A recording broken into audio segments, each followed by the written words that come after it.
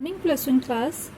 In our today's lecture, we are going to start the chapter number 5, Emerging Modes of Business. In this chapter, we are going to discuss the meaning and scope of e-business versus e-commerce, opportunities of e-business, resources required for successful implementation of e-business, security problem related to the e-business, online transactions, e-business versus traditional business, drawbacks of e-business, and the rest of the part, meaning of outsourcing, advantages of outsourcing and limitation of outsourcing is deleted by the CBSE board due to the lockdown. So we are going to start with the meaning and scope of e-business. What is the meaning of e-business?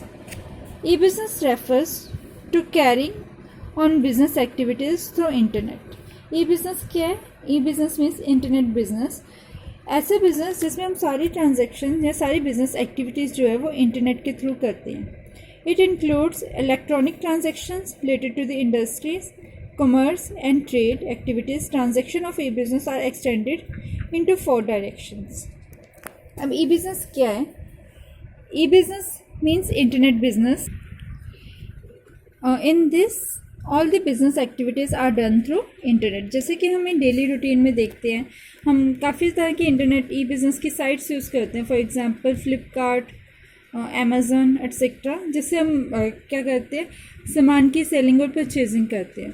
सो जब business हम internet के use से अपने product की selling करते हैं, अपना business करते हैं, that is known as E business. It includes electronic transaction related to the industry, commerce and trade. इसमें इलेक्ट्रॉनिक ट्रांजैक्शंस होती है, मतलब सामान की सप्लाई, सामान के ऑर्डर्स लेने, सामान को सेल करना, परचेजिंग करनी, इवन उनकी जो मनी ट्रांजैक्शंस है वो भी सारी इंटरनेट के थ्रू होती है, with the help of Paytm, with the help of online banking etcetera. E business means conduct of industry, trade and commerce activity through commerce.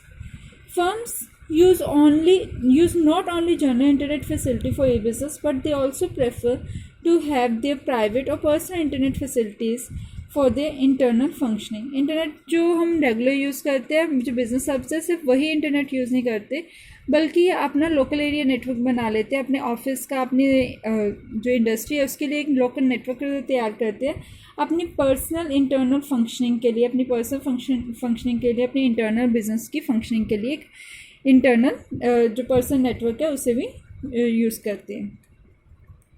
What is the scope of E business? या फिर हम कह सकते हैं the activities और transaction of E business are extended into the 4 directions. 4 directions पे इसकी जो ट्रांजेक्शन्स है वो होती है. Number first is B2B commerce. B2B commerce में क्या होता है? Transactions taking place between business units are known as B2B transaction और B2B कॉमर्स. जहाँ पे जो ट्रांजेक्शन्स है, बिजनेस की सारी ट्रांजेक्शन है, वो एक बिज़नेस से दूसरे बिज़नेस की तरफ जाती हैं. मतलब एक यूनिट ने सामान सेल किया तो दूसरे यूनिट ने सामान परचेज़ कर लिया, दूसरे बिजनेस हब ने सामान परचेज़ कर लिया. लाइक होलसेलर से रिटेलर तक, या एक इंडस्ट्री से दूसरी इंडस्ट्री तक जब गुड्स की सेलिंग और परचेजिंग होती है, ट्रांजेक्शन्स होती है, उसे कहा जाता है B2B commerce. Second part is B2C commerce. B2C मतलब business to customer transactions. B2C transactions में क्या होता है, कॉमर्स में क्या होता है? The transaction taking place between business units and customers are known as B2C commerce. जहाँ पे जो ट्रांजेक्शन है वो बिजनेस यूनिट और कस्टमर के बीच में होती है. मतलब बिजनेस सामान सेल कर रहा है और कस्टमर उस सामान को ले रहा है, परचेज कर रहा है. इस तरह की ट्रांजेक्शन को B2C कॉमर्स कहा जाता है. B2C enables the businessman to remain in touch with the customers on round-the-clock basis. B2C also gives scope to C2B transaction, that is, customer can also make use of call center set up by companies to make toll-free calls. अब B2C commerce में इन्होंने दो चीज़ों की बात की है. B2C में क्या है कि बिजनेस कस्टमर को गुड्स वगैरह सेल कर सकते हैं और उनसे पेमेंट वगैरह रिसीव कर सकते हैं. और सेकंड इसमें बात की गई है C2B, मतलब कस्टमर टू बिजनेस, जहाँ पे बिजनेसेस जो है वो सर्विस प्रोवाइड करते हैं और कस्टमर्स जो कि वो सर्विसेज अवेल करते हैं. फॉर एग्जांपल, हम इसमें एग्जांपल ली गई है कॉल सेंटर्स की, कि कंपनीज द्वारा जो कॉल सेंटर्स एस्टेब्लिश किए जाते हैं तो कस्टमर्स जो है वो कंपनीज़ को कॉल सेंटर्स में, कंपनीज़ के कॉल सेंटर में कॉल करके वो सर्विसेज अवेल कर सकते हैं. Third is a C2C commerce. C2C commerce में क्या है, कस्टमर टू कस्टमर, जहाँ पे ट्रांजेक्शन्स होती हैं. The transaction taking place between customer to customer is known as C2C commerce. जहाँ पे एक कस्टमर से दूसरे कस्टमर में ट्रांजेक्शन्स हो रही हैं उसे कहते हैं C2C कमर्स. इसमें हम एग्जांपल लेंगे जहाँ पे selling of old used books, clothes, जहाँ पे हमने यूज्ड बुक्स को दोबारा सेल करनी है. पहले मैंने परचेज़ की किसी बुक शॉप से तो वो हो गई B2C कमर्स. अब क्योंकि मैं तो कस्टमर हूँ, मैंने उसे बुक्स को यूज़ कर रही हूँ, यूज़ करने के बाद मैंने उसे फर्दर सेल कर दिया किसी और कस्टमर को, तो वो ट्रांजैक्शन क्या हो जाएगी, C2C commerce. That is a customer to customer. एक कस्टमर से दूसरे कस्टमर तक हमने ट्रांजैक्शन की है. In this setup, business firm that is seller is also customer and buyer is also customer. जो seller है वो भी customer है और जो खरीद रहा है वो भी customer है. It provides secure market system for sale of used goods and services. इस तरह की मार्केट में जो used goods and services की सेलिंग और परचेजिंग होती है. Number 4 is intra-B commerce. Intra-B commerce means this refers to the transactions between the parties or a persons who are a part of one firm only. मतलब जो transactions within a firm अलग अलग departments में या अलग अलग persons में हो रही हैं उसे कहेंगे इंट्रा बी कॉमर्स. जहाँ पे एक ही फर्म के बीच में एक डिपार्टमेंट जो है वो दूसरे डिपार्टमेंट से ट्रांजेक्शन्स कर रहा है उसे कहते हैं intra B commerce. For example कि मार्केटिंग वालों ने फाइनेंस डिपार्टमेंट वालों से कोई ट्रांजैक्शन की है या मार्केटिंग वालों ने प्रोडक्शन डिपार्टमेंट से कोई ट्रांजैक्शन की है उसे कहा जाएगा intra B. Within a business या इंटर बिजनेस ट्रांजैक्शन जिसे कहा जाएगा. So it is a intra B commerce. Next is the difference between E business versus E commerce. E business include industry of trade and commerce, whereas e-commerce is restricted to the commercial activities of buying and selling only. E-commerce जो है, e-business जो है वो wider term है, whereas e-commerce is a narrow term. E-business wider term इसलिए है क्योंकि इसमें selling and purchasing of goods and services भी होती है, उसके साथ में other transactions related to the marketing, related to the money transactions are also included. But in e-commerce, it only includes the buying and selling of goods and services. So e-business has a wider concept and it also includes the e-commerce in it. And e-commerce is a part of e-business and it has a narrow scope. Next is the opportunities of e-business. अब e-business के regarding क्या क्या opportunities हैं? What are the benefits or opportunities of e-business? First one is easy to form and lower investment is required. जो ई business है ये हम easily start कर सकते हैं, इजीली फॉर्मुलेट कर सकते हैं और इसके लिए रिक्वायरमेंट की, इन्वेस्टमेंट की रिक्वायरमेंट भी बहुत कम होती है. It is very easy to start E business. The benefits of internet technology are that with little investment and more contacts one can do better in the business. ये E business के लिए हमें बहुत ही कम इन्वेस्टमेंट की requirement होती है और हम इजीली उसे स्टार्ट कर सकते हैं. अगर सपोज़ कि हमारे कॉन्टैक्ट्स अच्छे हैं और हमारी डीलिंग बहुत अच्छी है तो हम बहुत ही थोड़ी इन्वेस्टमेंट के साथ अपना बिजनेस एफिशिएंटली स्टार्ट कर सकते हैं, उसे कंटिन्यू कर सकते हैं. नेक्स्ट इज़ अ कन्वीनियंस और convenient. With the help of E business shopping can be done conveniently sitting at home. कि ई बिज़नेस की हेल्प से, क्योंकि हमने इंटरनेट पे सारी शॉपिंग करनी है तो शॉपिंग हम घर बैठे एक जगह पे बैठे काफ़ी काम कर सकते हैं. हमें बाहर जाने की ज़रूरत नहीं है. आने जाने का जो हमें एफ़र्ट्स करने पड़ते हैं, इन्वेस्टमेंट खर्चा करना पड़ता है कि मतलब हमें पेट्रोल पर डलवाना पड़ेगा गाड़ी में, टाइम वेस्ट होगा, टाइम लगेगा जाने में आने में, तो वो सभी टाइम की हमारी सेविंग हो जाती है. घर बैठे ही हम अपना सारा काम कर लेते हैं. Millions of people exchange information in the world through E commerce. काफ़ी लोग जो है, काफ़ी दुनिया का काफ़ी हिस्सा जो है, काफ़ी ज़्यादा लोग जो हैं ई कॉमर्स के थ्रू अपने गुड्स एंड सर्विसेज को सेल करते हैं, अपनी इन्फॉर्मेशन को एक जगह से दूसरी जगह पहुंचाते हैं.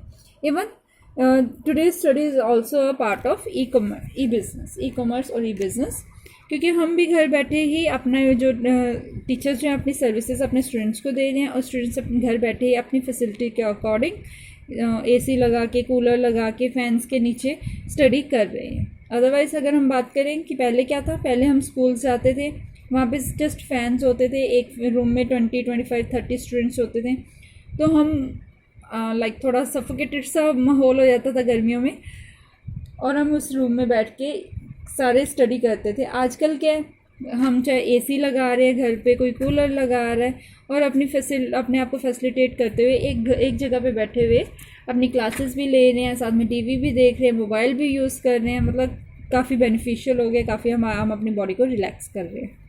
Number third is a speed. Through e-business, information can be exchanged and buying and selling can be done just with a click of mouse. This benefit is more in cases of product like software, movies, music, books, etc.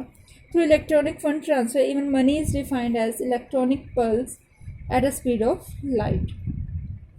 क्या हमारे transactions जो हैं वो भी काफ़ी speedy हो गई है।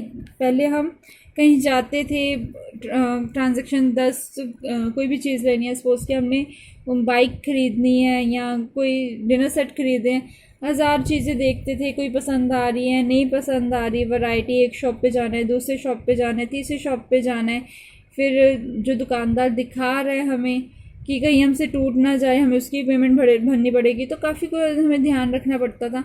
पर आजकल क्या है, इंटरनेट पे है, जितनी बार चाहो आप वो चीज़ देख सकते हो, 1 बार 2 बार 3 बार, और एक ही जगह पे आपको हज़ारों की वैरायटी मिल जाती है किसी भी चीज़ से रिलेटेड।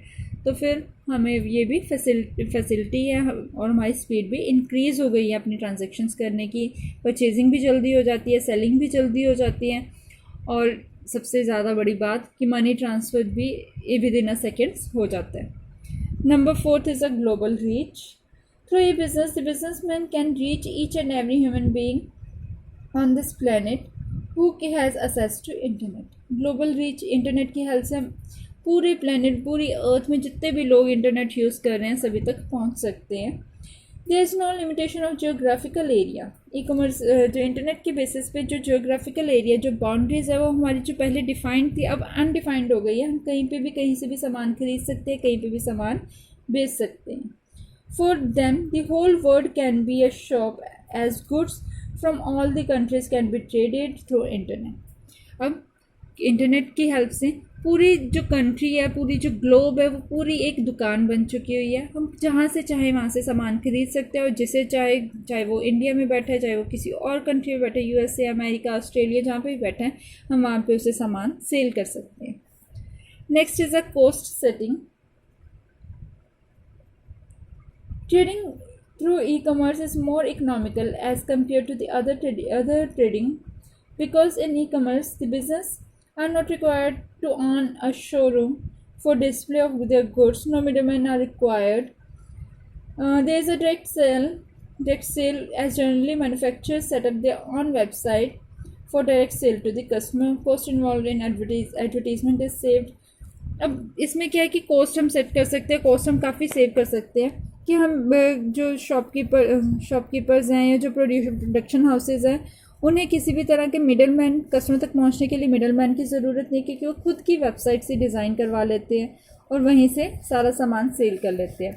जो शोरूम होल्डर्स हैं, उन्हें शोरूम परचेज़ करने की ज़रूरत नहीं है, शोरूम रखने की ज़रूरत नहीं है कि सामान हमें शोरूम में लोग आएंगे, हमने वहाँ पे सामान दिखाना है तो हमें वहाँ पे इलेक्ट्रिसिटी बिल पे करना पड़ेगा, या फिर हमें वहाँ पे वर्कर्स रखने पड़ेंगे। ऐसा कुछ नहीं है, तो इसकी वजह से कॉस्ट जो है वो काफ़ी रिड्यूस हो जाती है और प्रोडक्ट्स हमें कुछ सस्ते दामों पे मिल जाते हैं।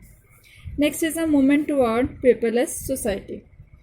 Use of internet has reduced the dependence on paper work and red tape. Many companies have started electronic form instead of paper form. In electronic form, the information can be given online through internet and can be processed much faster. अब क्या है कि जो maximum transactions है वो internet के through हो रही है, चाहे वो मनी ट्रांजेक्शन्स है, चाहे वो हमारे बिलिंग वगैरह है, कुछ भी है। तो इससे क्या पेपर की काफ़ी बचत होती है कि पेपरलेस सोसाइटी हो रही है हमारी। हम जो फंड्स हैं, जो पैसे हैं, जो हमारी पेमेंट्स है, वो भी हम ऑनलाइन ट्रांसफ़र कर सकते हैं, ऑनलाइन रिसीव कर सकते हैं। जो बिल्स वगैरह है वो भी हम ऑनलाइन रिसीव और सेल दे सकते हैं, रिसीव कर सकते हैं। काफ़ी ट्रांजेक्शन जो है हमारी ऑनलाइन होनी शुरू हो गई है, जिसकी वजह से हमारी पेपरलेस सोसाइटी बन रही है। नेक्स्ट इज़ द ट्रांजेक्शन्स और online transactions. Online opens up the whole world as a one shop with a simple click of a mouse. Online transactions मतलब कि हम इंटरनेट के थ्रू सारी ट्रांजेक्शन्स कर रहे हैं तो पूरी दुनिया को उसने एक शॉप बना दिया. हम कंप्यूटर पे एक माउस क्लिक से कोई भी सामान की डिटेल, किसी भी चीज़ की डिटेल्स चेक कर सकते हैं, किसी भी चीज़ को खरीद सकते हैं, बेच सकते हैं. सो सारा काम जो है हमारा माउस के एक क्लिक पे डिपेंड हो गया है. You can order any commodity from any part of the world. हम कहीं पे भी बैठ के दुनिया के किसी भी हिस्से से कोई भी सामान खरीद सकते हैं, बेच सकते हैं. The world wide web has expanded the international market place which gives the customer unlimited choices. और जो www है इसकी वजह से क्या हुआ है कि लोगों को इतनी चॉइसेस मिल गई हैं. अगर हमने एक चीज़ खरीदनी है, एक पेन भी खरीदना है, तो उसके लिए हमारे पास हज़ारों चॉइसेस हैं. हम अपनी नीड के अकॉर्डिंग, अपनी फैसिलिटी के अकॉर्डिंग और हमने कितने पैसे खर्च करने हैं उसके अकॉर्डिंग हम कोई भी चीज़ किसी भी रेट पे खरीद सकते हैं. हमारे पास a lot of varieties, a lot of choices जो है हमारे पास अवेलेबल हैं. Due to online transaction, e commerce has created new and large space in which buyers and seller can exchange information and also enter into business dealing. अब e commerce की वजह से, online transactions की वजह से हमारे पास पहले क्या था, अगर हम सरदूलगढ़ में बैठे हैं तो सरदूलगढ़ के या नियर बाय एरियाज़ के ही कस्टमर्स हमारे पास आएंगे. पर ऑनलाइन होने की वजह से अब ज़रूरी नहीं है कि सरदूलगढ़ में सिर्फ सरदूलगढ़ के कस्टमर्स आएंगे, बल्कि वो अमृतसर के, देहरादून के, हिमाचल के, मुंबई के, कहीं के भी कस्टमर्स कहीं से भी सामान खरीद सकते हैं और बेच सकते हैं. सो हमारे जो कस्टमर्स हैं उनकी रेंज भी इंक्रीज़ हो गई है. सेम इससे ही कस्टमर्स के पास सेलर्स की रेंज भी इंक्रीज़ हो गई है. Next is there are 4 phases of doing business in E business और ऑनलाइन बिजनेस. बिजनेस को करने की 4 फेजेस इसमें बताए गए हैं. Plan your realistic E business plan. Now the first phase is plan your realistic E business plan. इसमें सबसे पहले हमने क्या करना है कि अपना प्लान डिफाइन करना है कि हमने किस प्रोडक्ट में, किस बिजनेस में हमने डील करना है. Like I want to deal in a garments business. तो मैं गारमेंट्स बिजनेस से रिलेटेड सारी इन्फॉर्मेशन में जो प्रोड्यूसर्स हैं उनसे सारा मटेरियल की पिक्चर्स, तो हम इसमें डिसाइड करते हैं कि हमने ये बिज़नेस किस चीज़ का करना है. जो इंटरनेट पे हमने बिज़नेस करना है वो किस चीज़ का करना है, चाहे वो कपड़ों का है, शूज़ का है, ऑनलाइन किस चीज़ का हम बिज़नेस कर रहे हैं, तो वो हम डिसाइड करेंगे. Second is execute the plan. जब हमने एक बार डिसाइड कर लिया तो हम उसे एग्जीक्यूट करेंगे, उस पर वर्किंग करनी शुरू करेंगे. हम उससे रिलेटेड जो प्रोडक्ट्स की डिटेल्स हैं वो इकट्ठी करनी शुरू करेंगे. तो यहाँ पे हमने प्लान को एग्जीक्यूट करना है, उससे रिलेटेड सारी इन्फॉर्मेशन कलेक्ट करनी है. फर्दर इन्फॉर्मेशन कलेक्ट करने के बाद हमने सारी जो वेबसाइट है वो प्रिपेयर करनी है. मटेरियल जो है उसे कलेक्ट करना है, उसकी पिक्चर्स वगैरह खरीद के हमने उसे लेके हमने उसे अपलोड करना है. उसकी अमाउंट डिसाइड करनी है कि हमने ये प्रोडक्ट किस अमाउंट पे सेल करना है, etcetera and etcetera. Third one is accepting order and delivery of goods. जब हमने वेबसाइट प्रिपेयर कर ली तो उसे हमने पब्लिकली लॉन्च कर दिया. लॉन्च करने के बाद लोग, हम जो कस्टमर्स हैं वो उस वेबसाइट के थ्रू जाएंगे और अगर उन्हें प्रोडक्ट पसंद आ रहे हैं तो उसके लिए ऑर्डर्स जो हैं वो देंगे. ऑर्डर्स हमने क्या करने हैं, हमने ऑर्डर्स को एक्सेप्ट करना है और फर्दर उन्हें गुड्स को डिलीवर करना है. Fourth one is a payment mechanism. Payment can be made in the following veg. जब हमने गुड्स को डिलीवर कर रहे हैं तो हम उनसे ऑनलाइन पेमेंट ले सकते हैं, ये कैश ऑन डिलीवरी, ये किस तरह हम पेमेंट ले सकते हैं. तो हमने वो डिसाइड करना है पेमेंट मैकेनिज्म कि हमने कौन कौन से मैकेनिज्म से पेमेंट एक्सेप्ट करनी है. First one is a cash on delivery. It means the buyer makes payment in cash when the goods are delivered to them. जब गुड्स उन्हें डिलीवर हो रही है, जब डिलीवरी बॉय उन्हें गुड्स डिलीवर करने जा रहा है, उस टाइम पे पेमेंट करनी, उस टाइम पे कैश लेना. First one is a cash on delivery कि जब गुड्स उन्हें डिलीवर हो रही हैं उस टाइम पे कैश हमने रिसीव करना है. Second is a through cheque. The online seller may send his representative to pick up the cheque from the buyer. जो सेलर है वो अपनी कंपनी से किसी रिप्रेजेंटेटिव को, किसी पर्सन को भेज के कस्टमर से चेक रिसीव कर सकते हैं. Third one is a net banking transfer. Third इसमें क्या है, modern banks provide facility of electronic funds transfer over the net. The buyer can transfer the funds from his account to the seller's account. जब हम order place कर रहे हैं उसी time पे फ़ंड्स को ट्रांसफ़र कर देते हैं. फॉर आजकल हम करते हैं ऑनलाइन ट्रांजैक्शन किया, हमने आज कोई जीन परचेज़ किए हैं, शूज़ परचेज़ किए हैं, साथ के साथ हम अपने अकाउंट से जो पैसे हैं, जो पेमेंट है वो उसी टाइम कर देते हैं, तो उसे कहा जाता है ऑनलाइन फंड्स ट्रांसफ़र और नॉन बैंकिंग ट्रांसफ़र और नेट बैंकिंग ट्रांसफ़र। तो ये हम आजकल रेगुलर जो है वो कर रहे हैं, ठीक है। Fourth one is on debit और credit cards. These cards are most commonly used medium of like online payment. 95% on the online payments are made through the credit cards. कि हम क्या करते हैं, डेबिट कार्ड से क्रेडिट कार्ड्स की help से जब हम कोई भी अकाउंट ओपन करवाते हैं तो हमें एक डेबिट कार्ड मिलता है, तो उसके थ्रू हम ट्रांजैक्शंस भी कर सकते हैं कि हम अपने अकाउंट से पैसे कटवा देते हैं कि आप हमने ऑर्डर प्लेस किया है, आप हमारे अकाउंट से हमारे कार्ड से पैसे जो है वो विड्रॉ करवा लीजिए। Fifth one is a digital cash. This is a cache which exists only in cyberspace. The user of the cache has to deposit funds in the bank, and then bank issues a special software that allows you to withdraw digital cash, and you can use digital cash to make the payment.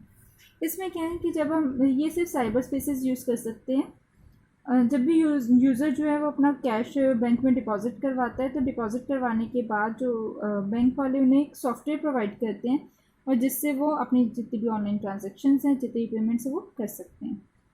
Next is the security problems related to the E business. अब ई business से related क्या क्या security की problems आ सकती हैं, क्या क्या इससे सेफ्टी के रिलेटेड क्या क्या प्रॉब्लम्स आ सकती हैं। Number first is the transactional risk after online transaction. और ट्रांजेक्शनल रिस्क क्या, कौन से रिस्क होते हैं? ट्रांजेक्शनल रिस्क क्या होते हैं?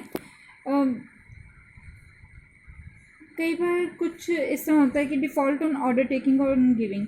Seller may deny that customer ever place the order, कि सेलर ये कह सकता है कि शायद कि कस्टमर ने ऑर्डर प्लेस नहीं किया, या सेलर जो है उसकी प्रोडक्ट की सप्लाई नहीं करता और कहता है कि हम कस्टमर ने तो ऑर्डर प्लेस ही नहीं किया। या फिर कई बार ऐसा होता है default on delivery, sometime goods may be delivered to the wrong address. कई बार जो सेलर है या जो भी ऑर्डर ले रहा है वो गलत एड्रेस जो है वो लिख लेता है, जिसकी वजह से प्रोडक्ट जो है गलत पर्सन को डिलीवर हो जाता है।